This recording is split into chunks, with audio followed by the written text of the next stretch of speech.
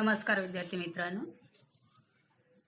आजच्या तासिकेला आपण वसाहतवादाविरुद्ध भारतीयांचा संघर्ष या प्रकरणातील नकाशा वाचन बघणार आहोत. 1857चा स्वातंत्र्य लढा. या स्वातंत्र्य लढ्यातील भारतातील महत्त्वपूर्ण ठिकाणे आपण आजच्या तासिकेला बघणार आहोत. नकाशा वाचन म्हणजे नकाशावर ॲन्युअल परीक्षेसाठी बोर्डाला ज्या स्वरूपाची प्रश्न विचारली जातात किंवा जी प्रश्न विचारली जाऊ शकतात त्या प्रश्नांची तयारी आपण आजच्या तासिकेमध्ये करून घेणार आहोत. नकाशा बघा, समोर नकाशा आहे, त्याच्यावर कुठल्या प्रकारचा प्रश्न विचारला जाऊ शकतो ते बघा. नकाशातील महाराष्ट्रातील उठावाची कोणती ठिकाणे दाखवलेली आहेत ते लिहा. आता नकाशामध्ये महाराष्ट्रातील उठावाची ठिकाणे बघा कोणकोणती दाखवलेली आहे. लढ्याची डॉट मध्ये दाखवली रेड कलरच्या. महाराष्ट्रातील विचारलेली, फक्त भारतातील नाही, आणि म्हणून काळजीपूर्वक फक्त महाराष्ट्रातील ठिकाणं बघा. कोल्हापूर, सातारा, नरगुंद, नागपूर, औरंगाबाद ही महाराष्ट्रातील उठावाची ठिकाणे या ठिकाणी नकाशामध्ये आपल्याला दिसतात.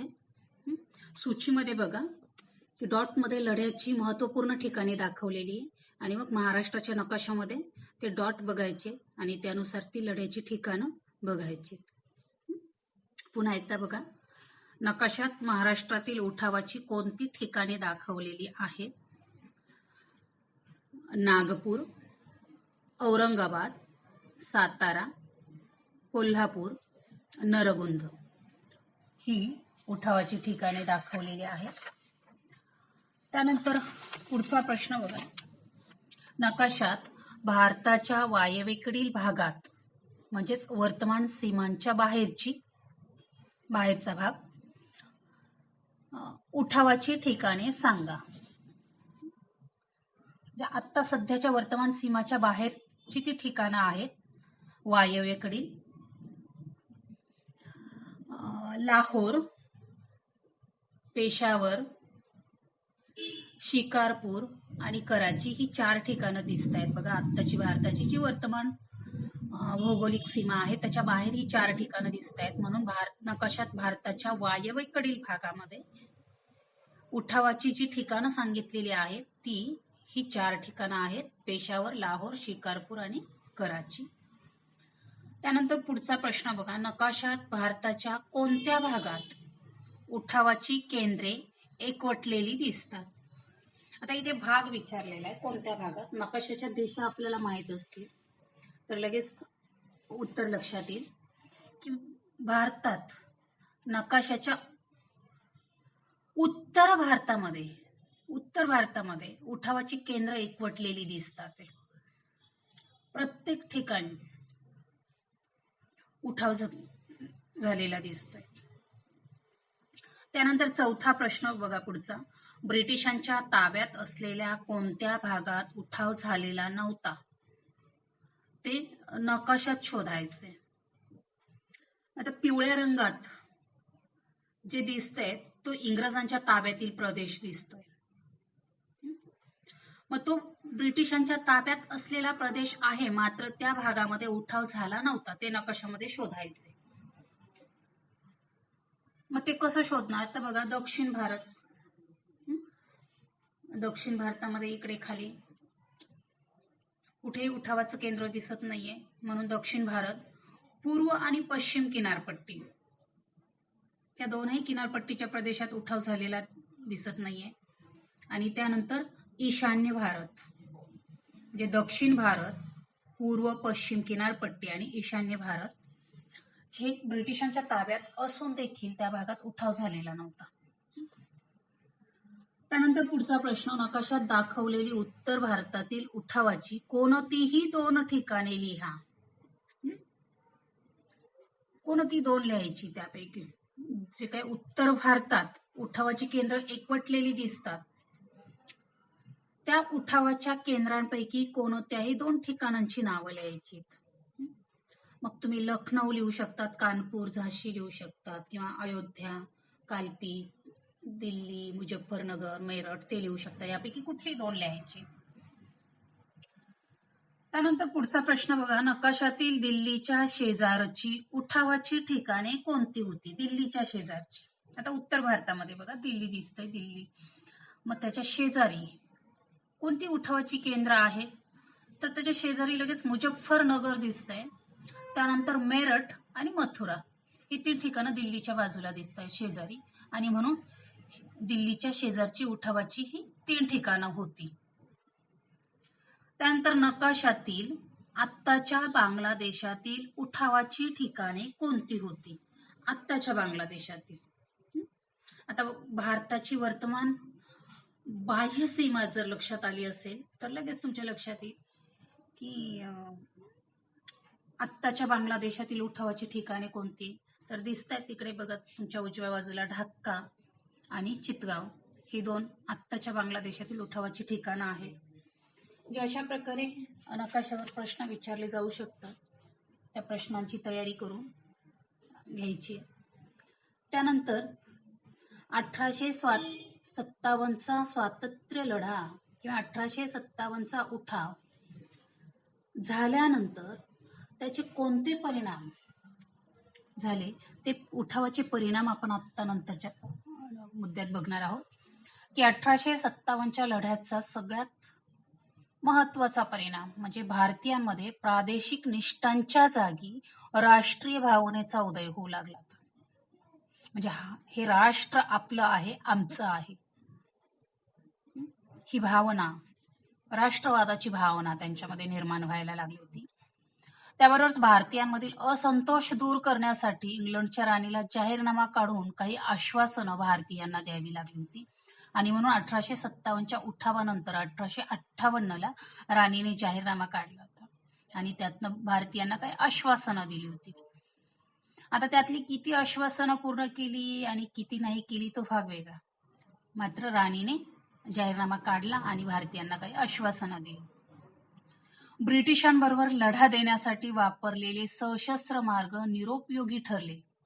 त्यामुळे आता भारतीयांना ब्रिटिशांबरोबर लढा देण्यासाठी नवे मार्ग शोधण्याची गरज वाटू लागली. म्हणजे हे 1857च्या उठावाचे खूप महत्वाचे परिणाम सांगता येतील आपल्याला. मग भारतीयांना संतुष्ट करण्यासाठी इंग्लंडच्या राणीने जो जाहीरनामा काढला होता तो राणीचा जाहीरनामा. आता आपण बघूया की 1857चे स्वातंत्र्य युद्ध थंड झाल्यानंतर भारतीयांच्या मनामध्ये जी खतखत होती, जो असंतोष होता किंवा जी नाराजी होती, ती दूर करण्यासाठी राणी व्हिक्टोरियाने 1858 मध्ये जाहीरनामा काढला होता आणि त्यातनं भारतीयांना काही आश्वासनं दिली होती. ती आश्वासनं कोणती बघा, सर्व भारतीय आमचे प्रजाजन आहेत असं त्या जाहीरनाम्यातनं राणीने म्हटलं होतं. म्हणजे सगळे भारतीय आमचेच आहेत, आम्ही त्यांना आमचेच मानतो. वंश, धर्म, जात किंवा जन्मस्थान यावरून त्यांच्यामध्ये कुठल्याही प्रकारचा भेदभाव केला जाणार नाही असं आश्वासन राणीने दिलं होतं. त्यानंतर गुणवत्तेच्या आधारावरच नोकऱ्या दिल्या जातील. लोकांच्या धार्मिक बाबतीत ब्रिटिश सरकार कुठल्याही प्रकारचा हस्तक्षेप करणार नाही हेही आश्वासन राणीने दिलेलं होतं.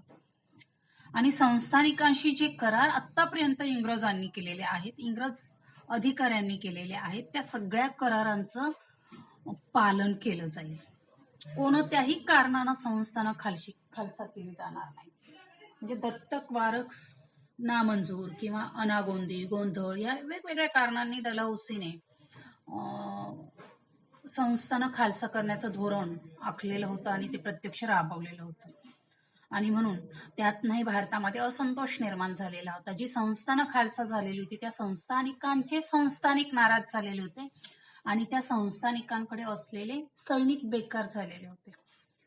त्यामुळे बेकार झालेल्या सैनिकांचा भार शेतीवर पडला होता, म्हणजे शेतीवर अतिरिक्त बोजा पडलेला होता. आणि म्हणून अशा प्रकारे कुणीही बेकार होणार नाही, कुणाचाही रोजगार हिरावला जाणार नाही, त्यासाठी कोणत्याही कारणाने संस्थानं खालसा केली जाणार नाहीत असं या प्रकारची आश्वासनं राणीने जाहीरनाम्यामध्ये दिलेली होती. त्यानंतर भारतीय राष्ट्रीय सभेच्या स्थापनेची पार्श्वभूमी हा मुद्दा आपण बघणार आहोत. पण तत्पूर्वी कलम 124 काय आहे ते आपण समजून घेणार आहोत. कलम 124 आणि महाराष्ट्र. आता या मुद्द्यावर प्रश्न बघा, सहकारण स्पष्ट करा म्हणून कसा विचारला जाऊ शकतो की बंगवासी साप्ताहिकाला राजद्रोहाच्या आरोपाला सामोरे जावे लागते 3 गुन्ह्यांसाठी. आता 25 नोव्हेंबर 1870 रोजी जेम्स फिट्झ स्टीफन यांनी कलम 124 भारतीय दंडविधान समाविष्ट केलं. या कलमान्वये हिंदुस्थानातील सरकारविषयी शब्द, लेखन, चिन्ह किंवा यासारख्या कोणत्याही घटकांनी अप्रीती निर्माण करण्याचा प्रयत्न करणाऱ्यांना दंडाची शिक्षा देण्यात येईल किंवा तुरुंगवासाची, फाशीची शिक्षा देण्यात येईल असं जाहीर केलेलं होतं या कलम 124 नुसार. इंग्रज सरकार विरुद्ध कुठलाही शब्द उच्चारायचा नाही किंवा कुठल्याही प्रकारचं विरोधात्मक लेखन करायचं नाही आणि ते जर कुणी केलं तर त्याला दंड, तुरुंगवास किंवा फाशीची शिक्षा देण्यात येईल असं यानुसार जाहीर केलेलं होतं. या कायद्यानुसार शिक्षा झालेले पहिले साप्ताहिक म्हणजे बंगवासी साप्ताहिक होय. आमच्या धार्मिक प्रथा परंपरांमध्ये इंग्रज हस्तक्षेप करत आहे असा आक्षेप बंगालमधील बंगवासी या साप्ताहिकाने घेतला होता आणि भारतामध्ये बंगवासी या साप्ताहिकाला सर्वप्रथम राजद्रोहाच्या आरोपाला सामोरं जावं लागलं होतं आणि म्हणून बंगवासी साप्ताहिकाला राजद्रोहाच्या आरोपाला सामोरं जावं लागलं हे आपल्याला लिहायचं या ठिकाणी. त्यानंतर लोकमान्य टिळकांना राजद्रोहाची शिक्षा झाली. सहकारण स्पष्ट करा 3 मार्कांसाठी. तर बघा 15 जून 1897 रोजी पुण्यातून प्रसिद्ध झालेल्या केसरीच्या अंकामध्ये शिवाजीचे उद्गार ही कविता प्रसिद्ध झाली होती आणि या शिवाजीचे उद्गार कवितेच्या अनुषंगाने लोकमान्य टिळकांनी काही अग्रलेख लिहिले होते.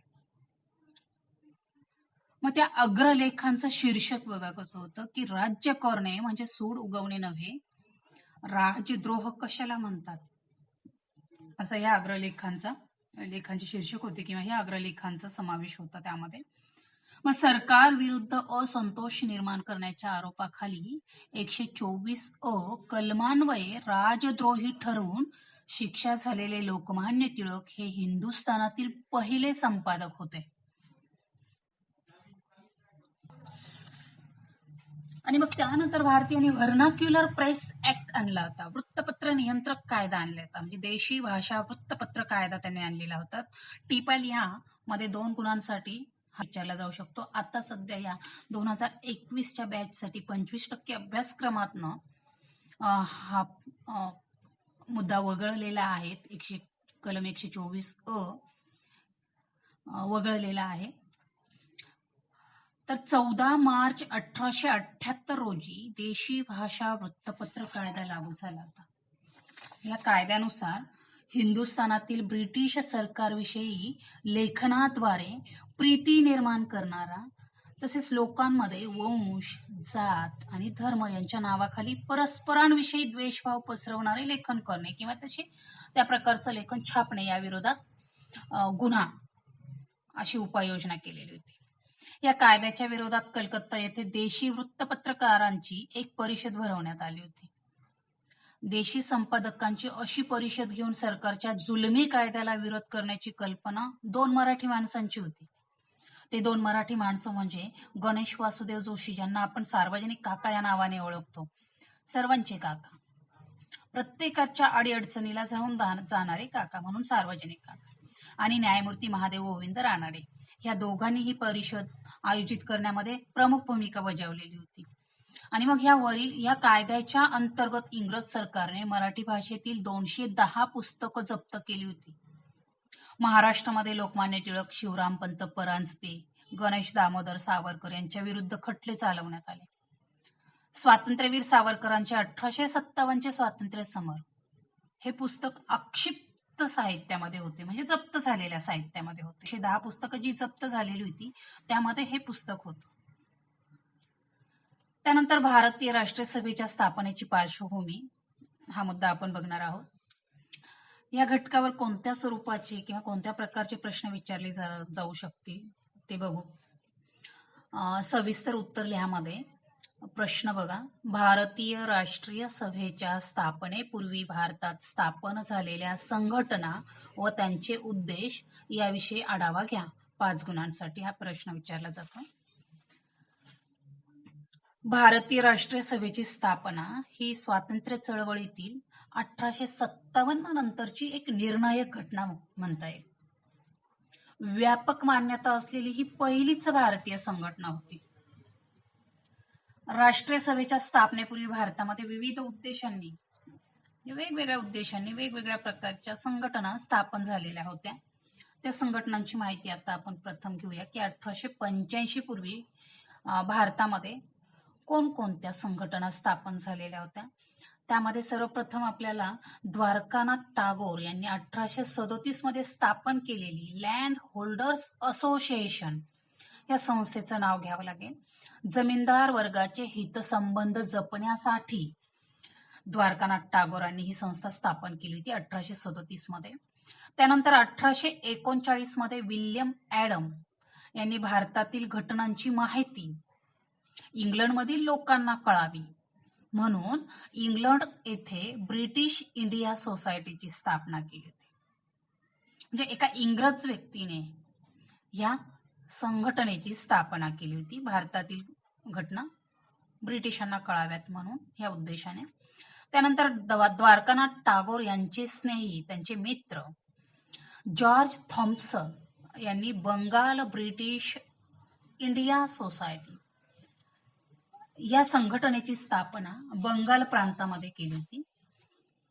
त्यानंतर 1851 मध्ये लँड होल्डर्स असोसिएशन आणि बंगाल ब्रिटिश इंडिया सोसायटी या दोन्ही संस्था एकत्र करून ब्रिटिश इंडियन असोसिएशनची स्थापना करण्यात आली होती. म्हणजे ह्या दोन संघटनांचं एकत्रीकरण करून ही एक संघटना किंवा संस्था स्थापन करण्यात आलेली होती. या संस्थेने हरिश्चंद्र मुखर्जी यांच्या पुढाकाराने भारतीय जनतेच्या ज्या तक्रारी होत्या, समस्या होत्या, प्रश्न होते, गाऱ्हाणे होते ते ब्रिटिश पार्लमेंटमध्ये पाठवले. इंग्रजांच्या अन्याय्य धोरणाला विरोध करण्यासाठी मद्रास नेटिव्ह असोसिएशनची स्थापना करण्यात आली. त्यानंतर 1866 मध्ये दादाभाई नौरोजी यांनी ओमेशचंद्र बॅनर्जी यांच्या मदतीने, त्यांच्या सहकार्याने ईस्ट इंडिया असोसिएशन ही संघटना किंवा संस्था लंडन या ठिकाणी स्थापन केली होती आणि त्यातून जागृतीचे प्रयत्न केले होते. बंगालमधील इंडिया लीग या संस्थेचं काम 1875 सालापासून सुरू होतं. पुढे सुरेंद्रनाथ बॅनर्जी यांनी 1873 मध्ये इंडियन असोसिएशन ही संस्था स्थापन केली. बॅनर्जींनी समान राजकीय हितसंबंधांच्या व आशा आकांक्षांच्या जाणीवांद्वारे भारतातील भिन्न वंशीय आणि भिन्न जातीच्या लोकांची एकी घडवून आणण्यासाठी ही संस्था प्रयत्न करेल असं सांगितलं होतं. तशा प्रकारचं आश्वासन दिलेलं होतं. आणि याच संस्थेने 1883 मध्ये कलकत्ता या ठिकाणी भारतातील विविध प्रांतांच्या प्रतिनिधींची परिषद घेतली होती. वेगवेगळ्या प्रतिनिधींची भारतातील परिषद भरवली होती त्या ठिकाणी. त्यानंतर 1884 मध्ये स्थापन झालेली मद्रास महाजन सभा ही एक महत्वाची संघटना होती. या सुमारास मुंबईमध्ये इंग्रजी विद्येचे वारे वाहू लागले होते, नवसुधारणांचं वारं वाहू लागले होतं. म्हणजे खऱ्या अर्थाने बदलाला, प्रबोधनाला, क्रांतीला सुरुवात झालेली होती. मग ती शैक्षणिक क्रांती असेल, सामाजिक क्रांती असेल किंवा राजकीय क्रांती असेल, ते घडून यायला सुरुवात झालेली होती. आणि म्हणून म्हटलंय की इंग्रजी विद्येचं आणि नवसुधारणांचं वारं या काळामध्ये मुंबईमध्ये वाहू लागलेलं होतं. जानेवारी 1885 मध्ये न्यायमूर्ती काशीनाथ त्र्यंबक तेलंग, फिरोज शहा मेहता यांनी बॉम्बे प्रेसिडेन्सी असोसिएशन ही संस्था स्थापन केली होती. आणि मग या संस्थेच्या माध्यमातून त्यांनी समाजकार्य केलेलं दिसून येतं. म्हणजे अशा प्रकारे भारतामध्ये आणि महाराष्ट्रामध्ये 1885 पूर्वी म्हणजे भारतीय राष्ट्रीय सभेच्या स्थापनेपूर्वी स्थापन झालेल्या संघटनांची माहिती आपण ह्या मुद्द्यामध्ये बघितली. त्यानंतर आपण कलम 124 आणि महाराष्ट्र या मुद्द्याचा विचार केला आणि त्यानंतर नकाशा वाचन बघितलं.